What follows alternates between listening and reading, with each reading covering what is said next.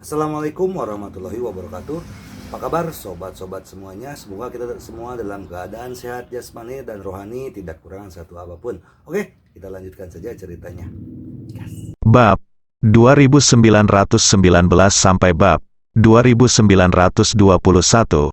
Ketika Ye Chen dan Chen Zhaozong meninggalkan toko angsa panggang bersama-sama, Chen Zhaozong melihat kembali ke fasad sederhana dan menghela nafas pelan. Mulai sekarang, keterampilan angsa panggang ayahku akan hilang. Ye Chen tersenyum dan bertanya kepadanya, "Paman Zong, apakah kamu ragu atau keberatan dengan keputusanku hari ini?" Chen Zhaozong terdiam beberapa saat dan berkata dengan serius, "Tuan, Qiangxi adalah anak yatim piatu yang saya adopsi, bukan hewan peliharaan yang dijinakkan. Sejak saya mengadopsinya, saya tidak pernah berpikir untuk membuat rencana apapun untuk hidupnya. Dia belajar memasak dengan saya, angsa itu bukan niat awal saya, tetapi karena ia memiliki masa kecil yang mengembara, tidak banyak membaca dan tidak tega membaca, dan statusnya sebagai imigran gelap berarti akan sulit baginya untuk keluar dari Chinatown. Jadi aku mengajarinya cara membuat angsa panggang. Setidaknya biarkan dia memiliki kemampuan untuk mencari nafkah." Berbicara tentang ini, Chen Zhaozong menambahkan, mengenai kesempatan yang diberikan kepadanya dengan memilih tuan muda. Saya khawatir dia tidak memiliki cukup pengalaman untuk memahaminya. Ye Chen berkata dengan serius, "Paman Zong sebaiknya melihat masalah ini dengan cara yang berbeda." Chen Zhaozong berkata dengan hormat, "Guru, tolong bicara." Ye Chen berkata, "Sebelum Anda dan saya datang, Qiangxi telah menjadi sasaran mereka dan telah dipukuli. Hari ini mereka datang berkunjung, dan Qiangxi pasti tidak dapat memberikan $3.000 AS. Jadi jika kita tidak melakukannya, ayo, Qiangxi pasti sudah dipukuli sekarang. Apa hasilnya? Paling-paling, dia setidaknya akan menerima pemukulan yang lebih serius. Dilihat dari kebrutalan anggota geng itu, ada kemungkinan besar bahwa Qiangxi akan menderita seumur hidup. Gejala sisa, mulai dari kecacatan hingga kelumpuhan. Ini adalah hasil yang relatif baik." Setelah jeda, Ye Chen melanjutkan, "Pikirkan yang terburuk, orang-orang ini sudah mulai membunuh di Chinatown, dan mereka telah membunuh lebih dari 1 atau 2 orang. Bagaimana jika mereka ingin menggunakan Qiangxi untuk membunuh ayam sebagai peringatan bagi monyet hari ini, atau Qiangxi melawan terlalu keras hari ini, sangat intens, begitu mereka mengeluarkan senjatanya, Qiangxi pasti akan mati hari ini. Jadi, cederanya bisa serius hingga kematian. Dalam hal ini, Qiangxi tidak akan rugi apa-apa. Mulai sekarang, dia akan mendapatkan segalanya. Lagi pula, ketika Qiangxi hendak menembak dan membunuh beberapa gangster itu, dia benar-benar pembunuh, mampu menjadi pembunuh di hadapan musuh yang menindasnya, berarti dia masih memiliki darah. Jika dia mengambil jalan ini, itu akan terjadi. Tidak adil baginya. Jelas lebih baik mengatakannya daripada tidak pergi." Chen Zhaozong mengangguk sedikit setuju, dan kemudian bertanya, "Ngomong-ngomong, Guru, mengapa Qiangxi tidak menembak dan membunuh orang-orang itu lagi?" Ye Chen berkata, "Dia pasti akan membunuh orang di masa depan, tetapi seharusnya tidak terjadi sekarang. Dia membunuh begitu banyak orang segera, dia dapat dengan mudah menjadi kejam dan haus darah. Biarkan dia beradaptasi dengan lambat." Karena itu, Ye Chen bertanya kepada Chen Zhaozong, "Paman Zong belum istirahat sepanjang malam. Apakah kamu ingin pergi ke hotel untuk mengejar tidurmu dulu?" "Tidak." Chen Zhaozong melambaikan tangannya dengan cepat dan berkata, "Saya datang dengan tuan muda untuk melakukan suatu bisnis.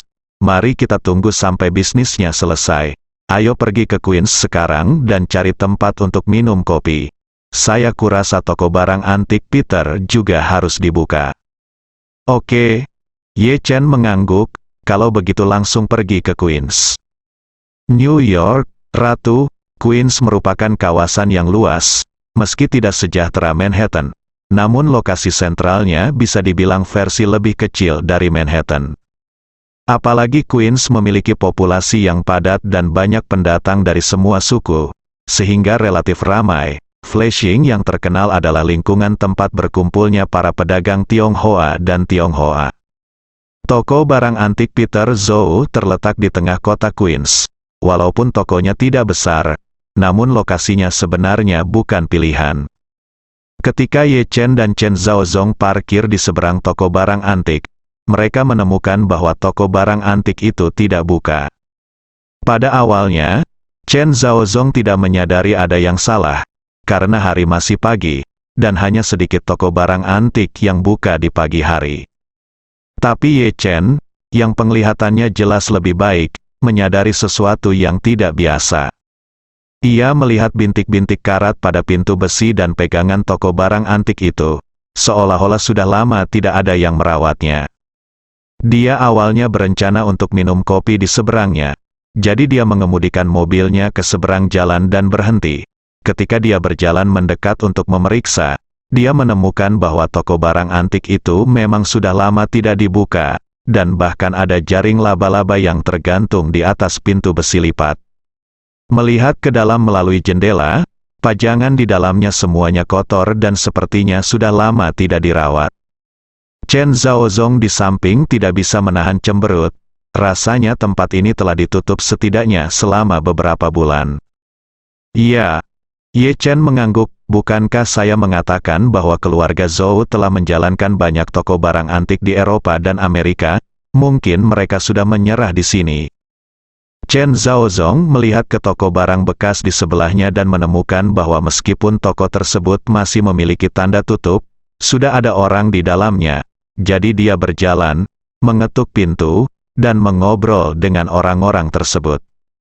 Setelah mengobrol, dia berbalik dan keluar dan berkata kepada Ye Chen, "Tuan, ayo kembali ke mobil dan bicara." Ye Chen menyadari bahwa Chen Zhaozong mungkin mendapatkan beberapa petunjuk sensitif, jadi dia kembali ke mobil bersamanya. Setelah masuk ke dalam mobil, Chen Zhaozong berkata, "Tuan, saya baru saja bertanya kepada pemilik sebelah." Pemiliknya berkata bahwa Peter Zhou ditangkap di toko ini 4 bulan lalu, dan toko tersebut ditutup. Tertangkap, Ye Chen bertanya dengan rasa ingin tahu, "Mengapa kamu ditangkap?" Chen Zhaozong berkata, "Dikatakan bahwa itu karena penipuan, tetapi pemilik toko di sebelahnya mengatakan bahwa situasinya sangat istimewa dan berbeda dari penipuan biasa. Ketika dia ditangkap, FBI datang untuk menangkapnya, dan ada pertarungan besar." FBI? Ye Chen bergumam dan bertanya kepadanya, "Paman Zong, bukankah polisi harus bertanggung jawab atas kasus seperti penipuan?" Chen Zhaozong berkata, "Belum tentu. Jika situasinya serius, membahayakan keamanan nasional, atau melibatkan orang dan barang penting, FBI mungkin bertanggung jawab, karena Peter Zhou dicurigai melakukan penipuan dan ditangkap oleh FBI. Itu membuktikan bahwa situasinya harusnya cukup serius." Marvin bertanya, "Apakah pemilik toko baru saja mengetahui situasi Peter Zhou saat ini?" Chen Zhaozong menggelengkan kepalanya dan berkata, "Orang itu tidak begitu tahu. Dia hanya tahu bahwa toko barang antik keluarga Zhou di Amerika Serikat sepertinya telah tutup. Adapun situasinya saat ini, orang itu belum menerima kabar apapun." Saat dia berbicara, Chen Zhaozong menghela nafas tak berdaya dan berkata, "Dalam beberapa tahun terakhir saya berada di New York. Pada dasarnya saya bosan di Chinatown dan jarang keluar. Saya tidak kenal banyak orang. Saya tidak dapat menemukan saluran yang cocok untuk mendapatkan informasi." Ye Chen mengatupkan bibirnya dan berkata, "Tidak apa-apa, mengenai masalah di New York, mungkin aman untuk bertanya pada Nona Fei. Koneksi dan saluran informasinya pasti jauh lebih baik daripada kita berdua." Setelah mengatakan itu, dia mengeluarkan ponselnya dan menelepon Fei Kexin. Telepon berdering 7 atau 8 kali sebelum akhirnya diangkat. Fei Kexin bertanya begitu dia membuka mulutnya, "Bai tua, bagaimana situasi di Atlanta?" Ye Chen menyadari bahwa Fei Kexin mungkin tidak dapat berbicara dengan mudah, dan dia telah membuat judul lengkap, mungkin karena dia bersama istrinya Xiao Churan saat ini. Jadi Marvin bertanya, jika Nona Fei tidak nyaman, kita bisa bicara nanti. Fei Kexin berkata, saya sedang mengerjakan sebuah proyek di New York sekarang. Beri saya waktu sebentar dan saya akan menghubungi Anda kembali dalam 5 menit. Oke. Ye Chen menjawab dan menutup telepon. 5 menit kemudian, panggilan telepon Fei Kexin datang tepat waktu.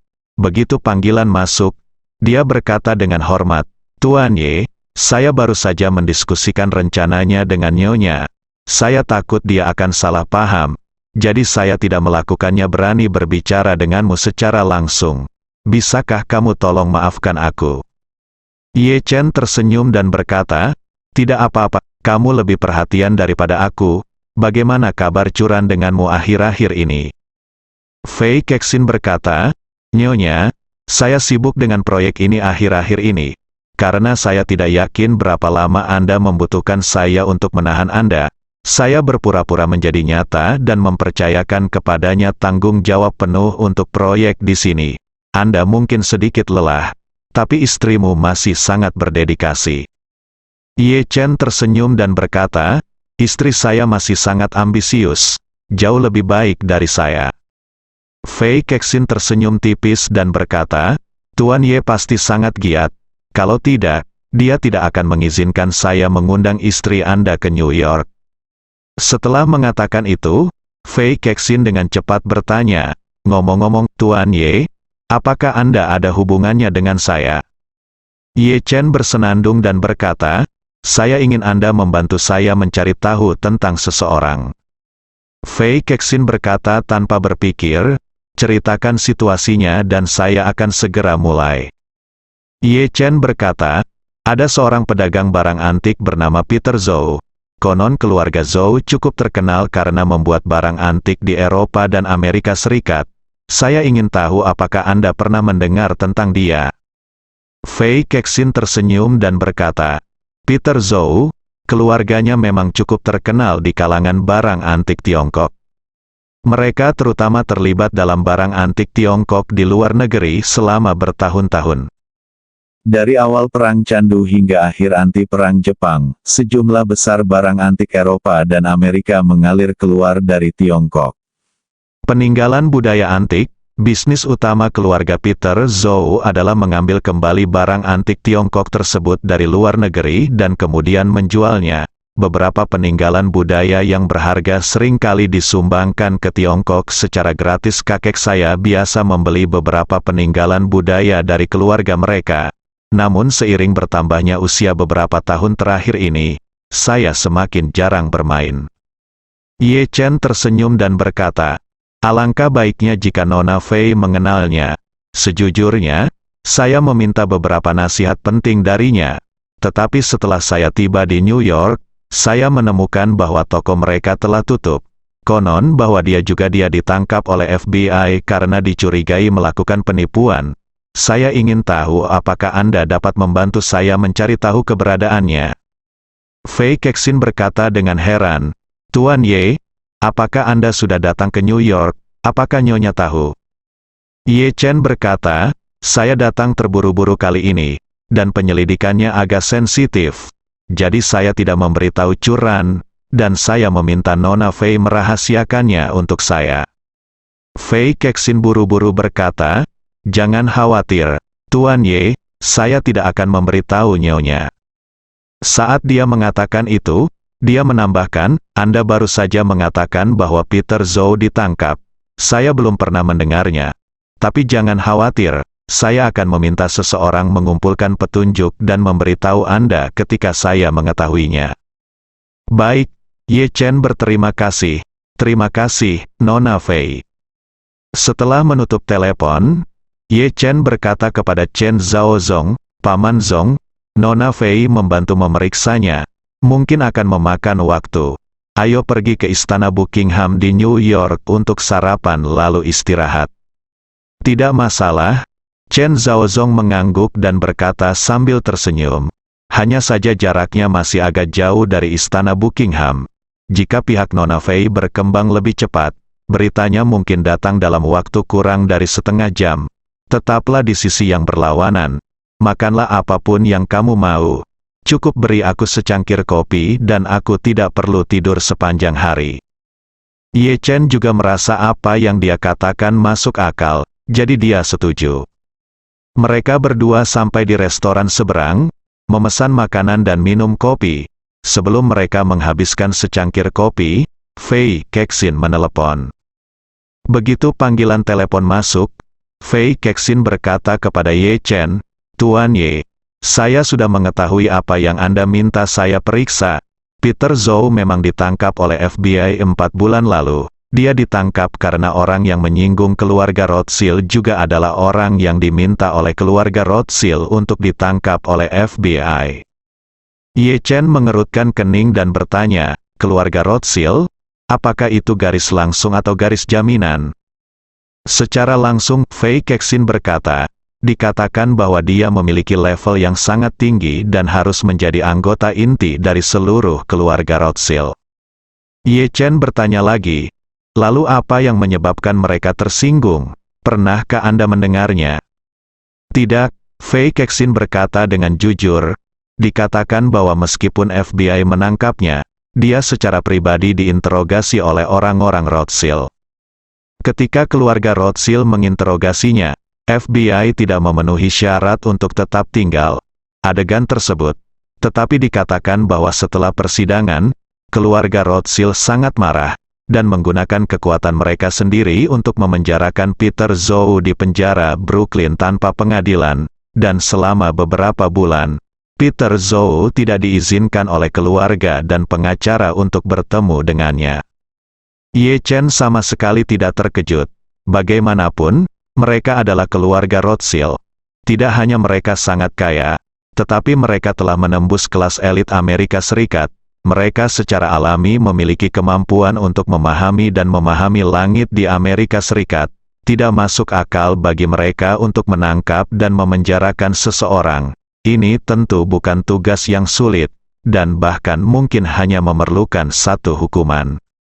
Jadi, Ye Chen bertanya padanya, "Dalam situasi seperti ini, jika Anda memenjarakan seseorang tanpa pengadilan dan tidak mengizinkan kunjungan, apakah itu berarti Anda tidak akan pernah keluar dalam hidup ini?" "Itu sangat mungkin," Fei Kexin berkata. "Keluarga Rothschild pasti ingin mendapatkan petunjuk atau hasil dari Zhou Peter. Sebelum tujuannya tercapai, dia tidak akan pernah dibebaskan. Meskipun demikian, tidak ada gunanya memanggil pengacara terbaik di Amerika Serikat. Jika ini terjadi, mereka dapat menyebut Zhou Peter sebagai ancaman terhadap keamanan wilayah negara kapan saja. Ini setara dengan memiliki pedang Sang Fang yang tidak dapat digunakan oleh siapapun." Marvin bertanya padanya, "Bisakah Nona Fei punya cara untuk mengeluarkannya?" Fei Kexin berkata dengan malu, "Tuan Ye, Kexin ingin mengatakan yang sebenarnya kepada Anda. Di New York, secara teoritis tidak ada yang tidak dapat dilakukan oleh keluarga Fei. Tetapi premisnya adalah bahwa keluarga Rothschild tidak keberatan. Di New York dan bahkan seluruh Amerika, jika sesuatu diputuskan oleh keluarga Rothschild, maka tidak ada yang bisa mengubahnya. Jika saya merekrut orang, semua orang yang saya temukan pasti akan memberitahu saya bahwa itu tidak bisa dilakukan." Ye Chen mendecakkan bibirnya, merasa sedikit malu. Tujuan utama datang menemui Peter Zhou kali ini adalah untuk mengetahui hubungan seperti apa yang dia miliki dengan ayahnya. Mengapa dia mengubah namanya menjadi Zhou Liangyun dan bekerja di Aula Jinling Jiking? Dan bagaimana dia mendapatkan 9 kitab suci surgawi yang misterius bersamanya? Ada hubungan yang tidak kuketahui. Namun semua ini didasarkan pada premis bahwa Anda harus melihatnya dan bertatap muka dengannya. Sekarang Peter Zhou dikirim ke penjara oleh keluarga Rothschild, dan bahkan Fei Kexin tidak bisa mengeluarkannya dari penjara. Ini sangat sulit untuk ditangani. Dalam keputusasaan, Ye Chen bertanya padanya, "Nona Fei, jika Anda diminta mengirim seseorang ke penjara Brooklyn, dapatkah Anda melakukannya?" "Kirim seseorang masuk," Fei Kexin tanpa sadar bertanya kepadanya. "Tuan Ye, Anda tidak ingin saya mengirim Anda masuk, bukan?" "Itu benar," Ye Chen berkata. Tolong bantu saya mendapatkan identitas palsu, dan kemudian kirim saya ke penjara Brooklyn. Saya ingin bertemu Peter Zhou itu. Fei Kexin berpikir sejenak dan berkata, Tuan Ye, mengirim Anda masuk bukanlah masalah besar, tetapi setelah Anda masuk, apakah Anda dapat melihat Peter Zhou adalah sesuatu yang tidak dapat dijamin oleh Kexin? Bagaimanapun, situasinya adalah terlalu istimewa dan dia pantas mendapatkan Rothschild. Anggota inti keluarga De menghabiskan banyak waktu untuknya. Tidak peduli mengapa dia menyinggung pihak lain. Masalah ini pasti luar biasa, jadi dia juga harus mendapat perhatian khusus di penjara Brooklyn. Jika Anda ingin melihatnya, mungkin perlu usaha. Ye Chen tersenyum dan berkata, tidak masalah, kita harus masuk dulu untuk membicarakan hal ini. Fei Kexin bertanya, kapan Tuan Ye ingin pergi? Ye Chen berkata dengan tegas, semakin cepat semakin baik, bisakah kamu mengirimku sebelum tengah hari? Fei Kexin juga menjawab dengan sederhana, tidak masalah, saya akan mengaturnya, dan Anda akan menunggu kabar saya. Ye Chen menutup telepon untuk sementara, dan Chen Zhaozong di sampingnya bertanya kepadanya, Tuan, apakah Anda berencana pergi ke penjara untuk bertemu Peter Zhou? Iya, Ye Chen berkata, dia menyinggung keluarga Rothschild, dan itu juga anggota inti, ini di luar kemampuan Fei Kexin. Saat ini, tidak ada lagi yang bisa dilakukan kecuali saya pergi ke penjara untuk melihat dia. Ide bagus. Chen Zhaozong berkata dengan tatapan bingung. Meskipun bisnis barang antik Peter Zhou berjalan dengan baik, dibandingkan dengan Rothschild, itu bukan apa-apa, bahkan setetes pun. Bagaimana dia bisa menyinggung anggota inti Rothschild? Ye Chen menggelengkan kepalanya, saya tidak tahu. Bahkan saya belum pernah berhubungan dengan anggota inti keluarga Rothschild. Mengatakan itu, Ye Chen menambahkan, jadi saya harus bertemu dengannya untuk mengetahui jawaban yang ingin saya ketahui, dan juga untuk memahami mengapa dia menyinggung keluarga Rothschild. Dia adalah teman ayah saya selama hidupnya, dan sangat mungkin dia juga baik hati bagiku. Karena jika dia benar-benar dalam masalah, aku tidak bisa hanya duduk diam. Chen Zhaozong ingin membujuk Ye Chen agar tidak mudah berkonflik dengan keluarga Rothschild. Tetapi ketika kata-kata itu keluar dari bibirnya, dia menelannya lagi. Karena dia memikirkan dirinya sendiri. Ketika Ye Chen pertama kali bertemu dengannya, dia bersedia menyinggung Liu Jiahui untuk dirinya sendiri. Jika Peter Zhou itu benar-benar baik padanya, dan menurut karakternya, dia pasti akan bersaing dengan keluarga Rothschild untuk mendapatkan Peter Zhou. Dalam keputusasaan, dia hanya bisa berkata, penjara Amerika adalah campuran. Sekarang Tuan Muda telah mengambil keputusan, harap berhati-hati dan cobalah untuk tidak mengungkapkan identitas asli Anda ketika Anda pertama kali berhubungan dengan keluarga Rothschild. Ye Chen mengangguk dan tersenyum, Paman Zong. Jangan khawatir. Saya mengetahuinya dengan baik. Saya hanya meminta Nona Fei menyiapkan identitas baru untuk saya. Chen Zhaozong ragu-ragu sejenak dan berkata, Guru, bagaimana kalau saya pergi bersamamu, agar kita bisa menjaga satu sama lain? Ye Chen berkata, Paman Zong bisa menungguku di luar. Lebih nyaman bagiku pergi sendiri untuk hal semacam ini. Jika kamu ikut denganku, Paman Zong, aku akan mencurahkan energiku untuk menjagamu. Lagi pula, Anda juga mengatakan bahwa penjara Amerika adalah tas campuran, jadi itu tidak berbahaya bagi saya, tetapi berbeda bagi Anda. Chen Zhaozong mengangguk ringan. Dia tahu bahwa meskipun dia dapat membantu Ye Chen mendapatkan beberapa ide, seringkali dia pasti akan menimbulkan masalah bagi Ye Chen. Lingkungan di penjara adalah lingkungan hutan. Dia sudah tua dan memiliki sedikit kemampuan untuk bertindak. Lingkungan itu menjaga kemampuan. Jadi dia berkata kepada Ye Chen, Guru, penjara di Amerika Serikat dapat berkomunikasi dengan dunia luar melalui telepon. Jika Anda membutuhkan saya untuk melakukan sesuatu, silakan hubungi saya kapan saja. Bagus. Setelah keduanya sarapan, Ye Chen pergi ke Buckingham Palace Hotel di New York. Karena dia akan pergi ke penjara Brooklyn hari ini, dia meminta seseorang menyiapkan kamar mewah untuk Chen Zaozong. Keduanya beristirahat di kamar sebentar, dan Ye Chen menerima telepon dari Fei Kexin. Di telepon, Fei Kexin bertanya kepada Ye Chen, "Tuan Ye, di mana Anda sekarang? Saya hampir mengatur masalah ini. Jika Anda mau, saya akan keluar menemui Anda sekarang dan memberitahu Anda hal-hal spesifik." Ye Chen berkata, "Saya di Istana Buckingham sekarang, Anda bisa datang langsung." 10 menit kemudian, Fei Kexin bergegas. Begitu mereka bertemu, dia dengan hormat berkata kepada Ye Chen, "Tuan Ye, saya sudah menyiapkan identitas yang Anda inginkan." Saat dia mengatakan itu, dia mengeluarkan paspor dan menyerahkannya kepada Ye Chen. "Ini adalah identitas Malaysia. Anda dapat mengaku sebagai orang Tionghoa Malaysia di dunia luar. Identitas tersebut tidak memiliki catatan masuk di Amerika Serikat. Dengan cara ini, Anda juga dapat meningkatkan identitas, keamanan, agar tidak ketahuan oleh pihak yang berkepentingan." Ye Chen mengangguk, mengambil paspor, membukanya dan melihatnya. Foto itu adalah dirinya sendiri, dan namanya adalah Chen dan Ye, yang merupakan pinyin dari dua suara Ye Chen. Banyak paspor Tiongkok menggunakan nama ini, yaitu tidak demikian, tidak mengejutkan. Melihat paspornya sangat asli, Ye Chen mau tidak mau bertanya, "Apakah paspor ini asli?" Fei Kexin mengangguk dan berkata, "Ini adalah paspor asli yang diperoleh dari Kedutaan Besar Malaysia melalui hubungan baik."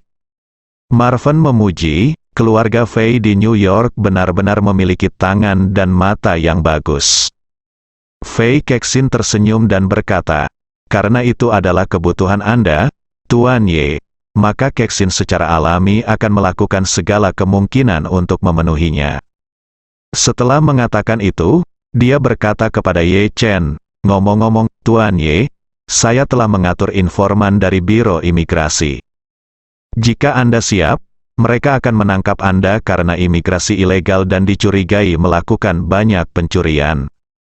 Lalu mereka dikirim ke penjara Brooklyn melalui jalur cepat internal untuk menunggu langkah selanjutnya dari Biro Imigrasi. Imigran ilegal tertangkap melanggar hukum dan langsung dikirim ke penjara. Situasi ini masih sangat umum di Amerika Serikat. Lagi pula, di sana terlalu banyak imigran gelap di Amerika, dan proses formal tidak bisa menanganinya sama sekali. Jadi kebanyakan dari mereka ditangkap dan dipenjara dulu, lalu dideportasi atau diusir, atau tetap di penjara. Jadi jika kamu masuk dengan latar belakang ini, tidak ada yang akan mencurigaimu." Marvin mengangguk dan bertanya, "Kalau begitu, bisakah saya pergi ke penjara Brooklyn hari ini?" "Ya." Fei Kexin mengangguk dan berkata, "Saya baru saja bertanya di dalam keluarga Fei. Kami juga dapat menemukan seseorang di penjara Brooklyn yang dapat bekerja sama. Dia adalah penanggung jawab bangsal pertama penjara Brooklyn. Dia dapat membantu Anda dengan cepat menyelesaikan proses pemenjaraan, tetapi seluruh penjara Brooklyn sebenarnya dikendalikan oleh keluarga Rothschild, dan kebanyakan dari mereka adalah mata-mata mereka. Saya takut memberitahu orang lain. Jadi saya tidak membiarkan siapapun berkonsultasi dengan orang itu tentang Peter Zhou. Tetapi jika Anda membutuhkannya, aku bisa membiarkan seseorang mencobanya." Ye Chen menggelengkan kepalanya dan berkata, "Lebih baik tidak bertanya, agar tidak membocorkan berita." Fei Kexin bertanya lagi, "Berapa lama Anda berencana untuk tinggal saat ini? Jika Anda sudah menyelesaikan urusan Anda dan siap keluar, hubungi saya kapan saja. Saya akan meminta orang dari kantor imigrasi untuk menjemput Anda dan memberitahu penjara tempat kamu akan dideportasi. Ketika saya kembali ke Malaysia, masalah ini tidak akan menimbulkan kecurigaan orang lain." Ye Chen berkata, "Kami belum menentukan berapa lama kami akan tinggal. Kami akan menunggu sampai masalah ini selesai. Sekarang belum terlalu dini. Biro Imigrasi menangkap orang dan mengirim mereka ke penjara. Ada juga beberapa prosedur yang perlu diselesaikan. Nona Fei sebaiknya mengatur agar Biro Imigrasi pergi ke sana sekarang. Orang-orang di samping harus bersiap-siap, saya akan pergi ke Chinatown dan menunggu mereka menangkap saya. Pada siang hari, ketika Ye Chen sedang duduk sendirian di sebuah restoran Sichuan di Chinatown untuk makan, dua mobil polisi Biro Imigrasi tiba-tiba berhenti di depan hotel dengan lampu berkedip tanpa suara. Ye Chen melihat semuanya tetapi berpura-pura tidak peduli dan terus makan dengan kepala tertunduk. Saat ini, beberapa petugas polisi bergegas masuk, mengambil foto untuk membandingkan para tamu di hotel, dan tiba-tiba bergegas menghampiri Ye Chen dan bertanya dengan lantang, "Apakah Anda Ye Chen yang menyelundupkan dirinya ke Amerika Serikat dari Malaysia?" Ye Chen mengangkat kepalanya, menggelengkan kepalanya dengan polos dan berkata, "Tidak." Polisi itu memeriksa kembali foto itu, lalu mencibir dan berkata kepada rekan-rekannya, "Itu dia, bawa dia pergi." Begitu dia selesai berbicara, beberapa polisi bergegas maju, memelintir lengan Ye Chen ke belakang, dan mencoba memborgolnya. Ye Chen berpura-pura berjuang beberapa kali. Ketika pihak lain memberi isyarat untuk menyentuh pistol, dia dengan cepat menjadi tenang dan berhenti berjuang untuk melawan.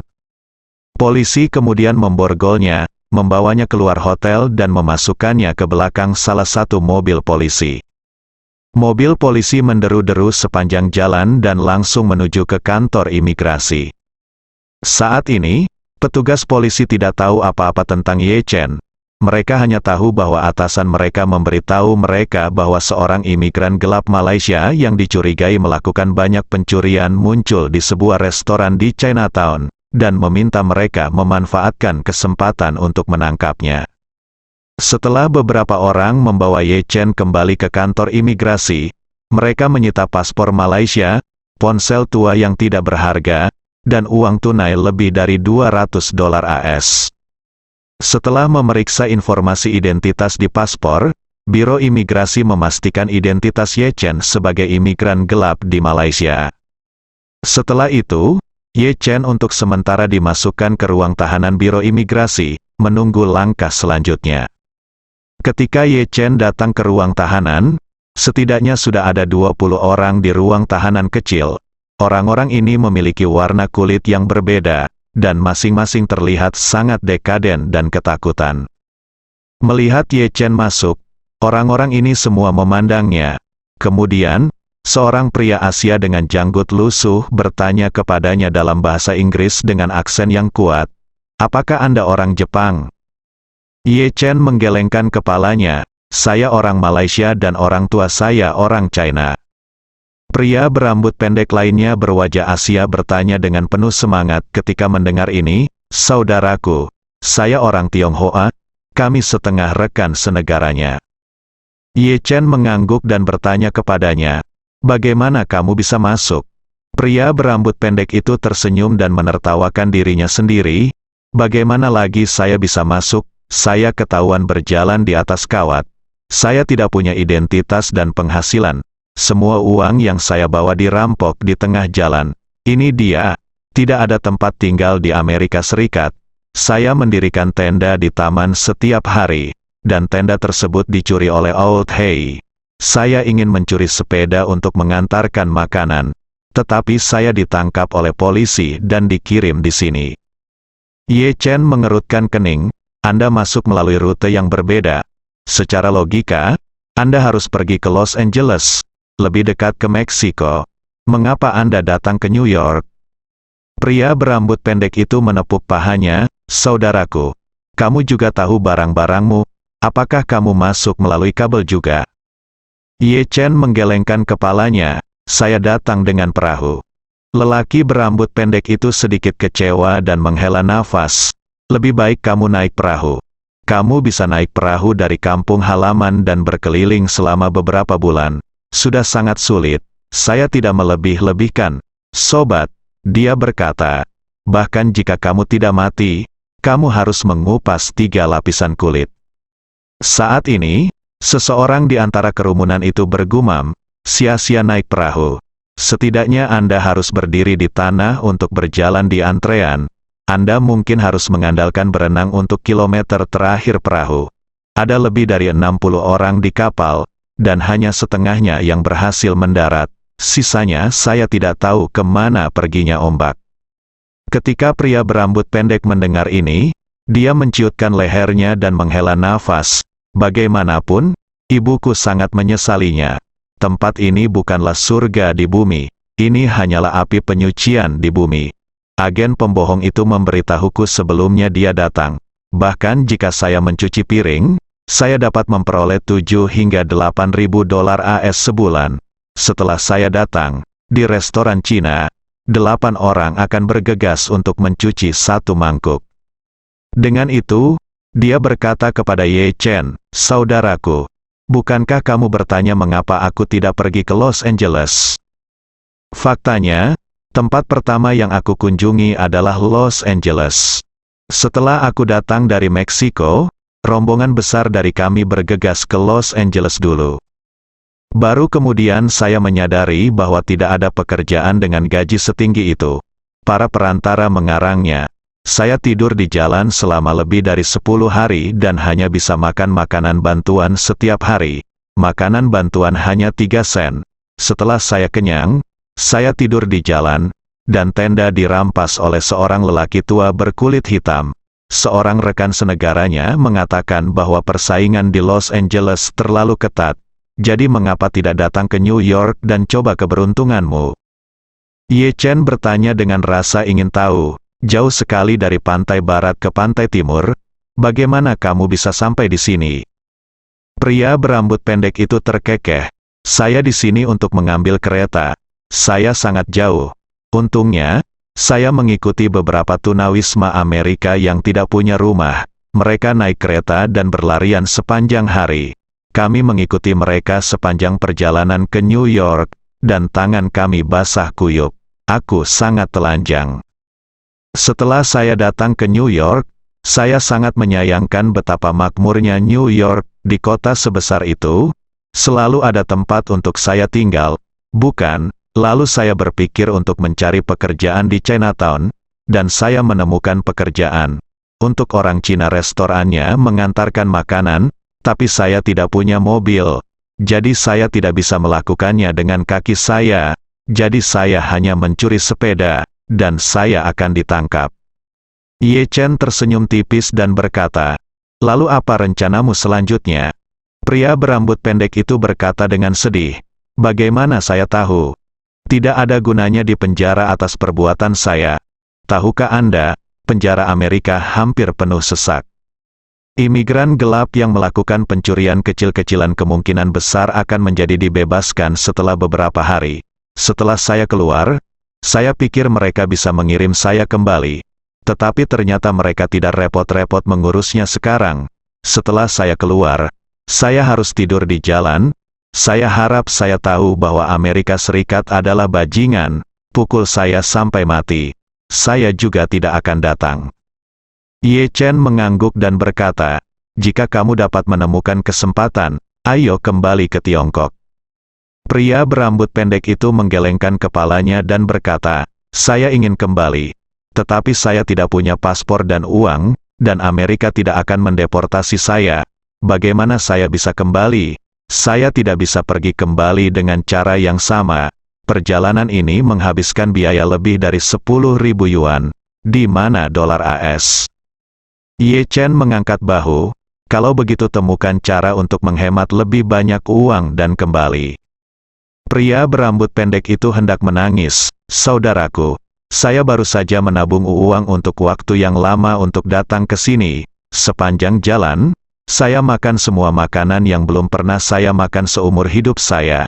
Jika saya menabung uang untuk lama sekali dan kembali, apakah aku akan dianiaya? Aku..." Ye Chen tidak bisa menahan tawa dan bertanya kepadanya, "Apa yang kamu lakukan sebelum datang ke sini?" Pria itu terkekeh dan berkata, "Saya telah melakukan segalanya di lokasi konstruksi, takoes, pekerja lepas, dan pertunjukan kelompok." Ye Chen mengangguk dalam situasi ini, dia tidak bisa berkomentar banyak. Kehidupan imigran ilegal sangatlah sulit. Dalam keadaan normal, Imigran ilegal hanya mendapatkan pekerjaan yang tidak ingin dilakukan oleh masyarakat lokal tingkat terendah. Chen Zhaozong adalah seorang pemimpin di bidang keuangan di Hong Kong saat itu, tetapi ketika dia datang ke Amerika, dia hanya bisa membuka usaha tinggal di toko angsa panggang, apalagi orang biasa yang tidak memiliki keahlian khusus. Saat ini, pria berambut pendek itu berkata pelan pada dirinya sendiri. Tapi sejujurnya, aku sangat ingin kembali jika aku bisa. Tempat ini sangat berbeda dari yang kubayangkan. Kali ini, beberapa imigran gelap lagi dibawa oleh polisi dan dimasukkan ke dalam ruang tahanan. Salah satu polisi berkulit kuning memandang ke arah Ye Chen dan berkata, "Keluarlah bersamaku, Ye Chen." Pria berambut pendek itu bertanya dengan rasa ingin tahu, "Saudaraku, dia memanggilmu apa?" "Kamu meneleponku?" Ye Chen mengangguk dan menyapa pria berambut pendek, "Dia pergi." Pria berambut pendek itu berkata dengan sedikit kecewa, "Mengapa kamu membiarkanku keluar begitu kamu masuk?" Polisi berkulit kuning itu melirik pria berambut pendek itu dan berkata tanpa ekspresi, "Dia akan dipindahkan ke penjara Brooklyn." Pria berambut pendek itu terkejut, melihat ke belakang Ye Chen dan berkata, "Saudaraku, apakah kamu membunuh seseorang atau menyalakan api? Saya mendengar bahwa penjara Amerika berada dalam kekacauan, jadi berhati-hatilah." Ye Chen melambaikan tangannya tanpa menoleh ke belakang dan berkata, "Jangan khawatir, selamat tinggal." Polisi berkulit kuning itu membawa Ye Chen ke area kantor. Di sudut yang sepi, dia berbisik kepada Ye Chen, "Tuan, ketua kami telah mengambil jalur cepat dan akan segera mengirim Anda ke penjara Brooklyn. Ini saya punya informan, Anda dapat menemukannya ketika Anda tiba. Namanya Lucas, seorang Brasil, yang dikenal sebagai penjara Brooklyn yang tahu segalanya. Anda dapat bertanya kepadanya tentang situasi di dalam penjara. Katakan saja padanya bahwa Anda diperkenalkan oleh Andrew. Dia pasti akan berusaha sekuat tenaga untuk bekerja sama denganmu." "Oke. Saya akan mencatatnya." Ye Chen mengangguk sedikit. Dia berpikir bahwa polisi ini harus menjadi anggota jaringan intelijen keluarga Fei. Untuk keluarga teratas seperti keluarga Fei, pasti akan menghabiskan banyak tenaga. Kita mempunyai sumber daya material untuk menjalin jaringan intelijen kita sendiri di Amerika Serikat. Pasti akan ada orang-orang dari Kongres, hingga kantor polisi dan lembaga-lembaga besar pemerintah. Selain itu, demi keamanan dan kerahasiaannya sendiri, jaringan intelijen ini harus dibagi menjadi beberapa tingkatan yang berbeda. Lapisan atas mengontrol ke bawah dan lapisan bawah bertugas ke atas, melompat ke komando dan pelaporan tidak diperbolehkan. Bahkan banyak hal sensitif informasi harus diisolasi lapis demi lapis. Kadang-kadang, hanya orang-orang di tingkat tertinggi yang tahu bahwa mereka melayani keluarga Fei. Selain mereka, tingkat bawah tidak tahu sama sekali bahwa mereka sebenarnya adalah anggota jaringan intelijen keluarga Fei. Dengan cara ini, itu bisa memastikan bahwa jaringan intelijen ini cukup aman. Segera, Ye Chen menjalani proses pemindahan penjara di Biro Imigrasi dan langsung dibawa ke penjara Brooklyn oleh polisi. Meskipun penjara Brooklyn tidak besar, namun terletak di Brooklyn, lingkungan paling kacau di New York dengan tingkat kejahatan tertinggi. Oleh karena itu, mayoritas narapidana yang ditahan di sini adalah penjahat serius, dan kebanyakan dari mereka adalah anggota geng yang melakukan pembunuhan, pembakaran, perampokan, dan perdagangan narkoba. Dalam sistem penjara New York, penjara Brooklyn memiliki lingkungan yang paling berantakan dan terburuk. Hampir semua sipir penjara tidak mau bekerja di penjara ini. Ketika Ye Chen dibawa ke penjara Brooklyn, dia melalui proses penerimaan yang cepat dan segera ditempatkan di bangsal pertama penjara. Karena penjara Brooklyn terletak di kawasan perkotaan, maka merupakan bangunan mandiri bertingkat yang tertutup seluruhnya. Tidak ada taman bermain terbuka, sehingga tempat umum dan area aktivitas dalam ruangan berada di tengah-tengah keseluruhan bangunan. Di kedua sisi tempat umum terdapat bangsal pertama dan bangsal kedua. Narapidana di kedua bangsal hanya bisa bertemu saat makan dan beraktivitas. Setelah Ye Chen menyelesaikan formalitas dan berganti seragam penjara, dia mengambil perlengkapan mandinya dan mengikuti penjaga penjara ke area penjara pertama. Hanya ketika Ye Chen benar-benar memasuki area penjara dia menyadari bahwa penjara ini bahkan lebih kotor daripada kamp pengungsi. Di sini, tidak ada sel untuk 2 orang dengan toilet terpisah di film dan acara TV Amerika. Bahkan ada puluhan orang yang berdesakan dalam satu sel di sini, dan narapidana dari semua ras dikurung seperti kaleng sarden. Di antaranya, ruangan itu penuh sesak hanya dengan tempat tidur. Saat Ye Chen berjalan, semua sel yang dilewatinya sangat bising. Bahkan banyak orang jahat yang melihat narapidana baru masuk. Mereka berteriak keras melalui pagar besi, bersiul, dan menghancurkan pagar besi dengan selimut plastik. Ada ledakan keras, dan beberapa nama seperti pemula diteriakkan di mulut, dan bahkan ada banyak pria berpenampilan mesum. Ketika mereka melihat kulit lembut dan daging lembut Ye Chen, mereka meneriakkan kata-kata tidak senonoh.